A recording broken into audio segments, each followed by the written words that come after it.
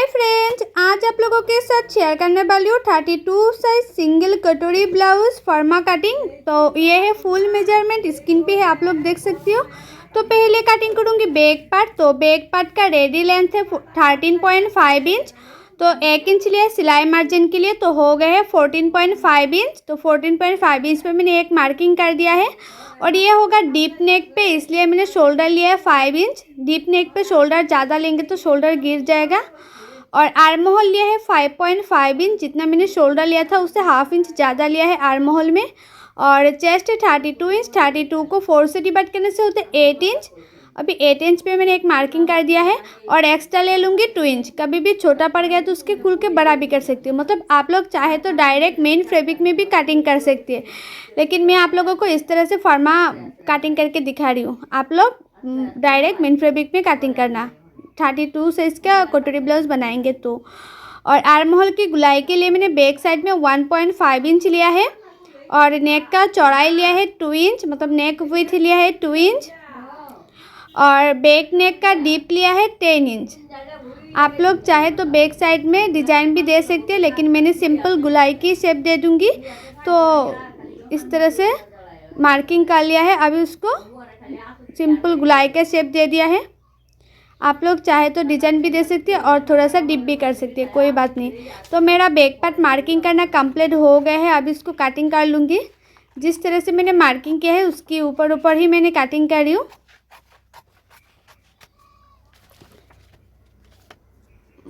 तो देखो मैंने कटिंग कर ही लिया है लगभग। तो मेरा ये जो बैक पार्ट है वो कटिंग करना कंप्लीट हो गया है। अभी फ्रंट पार्ट कटिंग करूँगी। तो फ्रंट पार्ट के लिए जो लेंथ है वो बैक पार्ट से 1 इंच ज़्यादा ले लूँगी। तो आया है 15.5 इंच। मैंने फ्रंट साइड में 1 इंच ज़्यादा लिया है, क्योंकि फ्रंट साइड में बेल्ट होता है ना, बेल्ट के नीचे फोल्ड करना पड़ता है, इसलिए मैंने 1 इंच ज़्यादा लिया है लेंथ में। और शोल्डर लिया है मैंने 5 इंच। जिस तरह से मैंने बैक पार्ट में लिया था शोल्डर, आर्म होल और चेस्ट, इसी तरह से फ्रंट पार्ट में भी लेना पड़ेगा। तो मैंने आर्म होल लिया है 5.5 इंच और चेस्ट है 34 इंच। 34 को 4 से डिवाइड करने से होता है 8 इंच। और एक्स्ट्रा ले लूँगी 2 इंच। और ये फॉर्मा रखकर ब्लाउज़ कैसे कटिंग करती है एंड टिचिंग करती है उसका भी फुल वीडियो मेरी यूट्यूब चैनल पर ऑलरेडी अपलोड है। आप लोग नहीं देखे तो जाके ज़रूर देखिएगा। और कटिंग एंड टिचिंग सीखने के लिए मेरी यूट्यूब चैनल को सब्सक्राइब भी कर दीजिएगा। तो देखो फ्रंट साइड में आर्म होल की गुलाई के लिए मैंने 1 इंच लिया है। आप लोग हमेशा ही फ्रंट साइड में आर्म होल की गुलाई के लिए 1 इंच लेना। और नेक का चौड़ाई लिया है 2 इंच। फ्रंट नेक का भी चौड़ाई 2 इंच और बैक नेक का भी मैंने 2 इंच लिया है। आप लोग दोनों नेक का चौड़ाई 2 इंच लेना। और फ्रंट नेक का डीप लिया है 6.5 इंच। फ्रंट नेक का जो डीप है वो मैंने 6.5 इंच लिया है। और जिस शोल्डर से नीचे तक मैंने बेल्ट के लिए मार्किंग किया है 11.5 इंच में। तो नीचे का जो पार्ट है वो होगा बेल्ट का पार्ट। तो एक मार्किंग कर दिया है। अभी कोटोरी के लिए लिया है मैंने 5 इंच। और आर्म होल का जो गुलाई दिया था उसी की साइड से मैंने 2.5 इंच लिया है। और जितना मैंने नेक लिया था नेक की 1 इंच ऊपर और एक मार्किंग कर दिया है। अभी तीनों मार्किंग को इस तरह से मैं कोटोरी का शेप दे दूँगी। तो देखो ये हमारा सिंगल कटोरी का शेप रेडी हो गया है। आप लोग डबल कटोरी बनाना चाहते हैं तो उसको इस तरह से कटोरी को हाफ करना और इस तरह से मिडिल में 2.5 इंच बढ़ा करना और साइड से 3 इंच ले लेना। अभी उसको जो कटोरी है कटोरी का शेप भी दे देना है। तो देखो मैंने इस तरह से कटोरी का शेप दे दिया है। और हाफ इंच ऊपर इस तरह से बेल्ट का शेप दे देना है। तो मैंने इसी तरह से बेल्ट का शेप दे दिया है। तो मेरा ये जो फ्रंट पार्ट है वो भी मार्किंग करना कंप्लीट हो गया है। अभी इसको कटिंग कर लूँगी। तो जिस तरह से मैंने मार्किंग किया है उसकी किनारे किनारे पे कटिंग कर रही हूँ। और ये डबल कटोरी नहीं है, ये सिंगल कटोरी है, इसलिए जो कटोरी है कटोरी की मिडिल में मैं काट नहीं करूँगी। आप लोगों को डबल कटोरी में चाहिए तो मिडिल में काट कर लेना। मैं आप लोगों को सिर्फ दिखाने के लिए मिडिल में इस तरह से मार्किंग किया है। देखो एक एक पार्ट को मैंने काट के निकाल दिया है इस तरह से। अभी सिर्फ जो कटोरी है कटोरी को बड़ा करना है। कटोरी को बड़ा नहीं करूँगी तो छोटा पड़ जाएगा सिलाने के बाद। तो कटोरी को मैंने इस तरह से रखूँगी।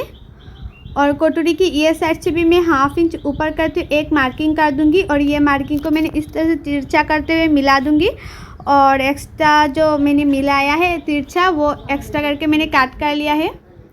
और कटोरी की मैंने चारों ओर मार्किंग कर दूंगी इस तरह से, जिस तरह से कटोरी है कटोरी की चारों ओर मैंने मार्किंग कर दिया है। अभी कटोरी को बड़ा करूँगी तो उसके लिए नीचे की साइड में मैंने 1 इंच बड़ा कर रही हूँ। आप लोग चाहे तो 1.5 इंच में बड़ा कर सकते हैं, कोई बात नहीं।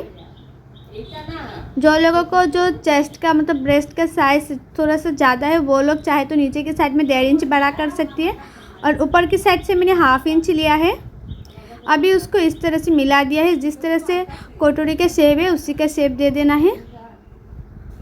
और नीचे की साइड से भी कटोरी की पार्ट को बड़ा करना है, तो उसके लिए इस तरह से रखना है।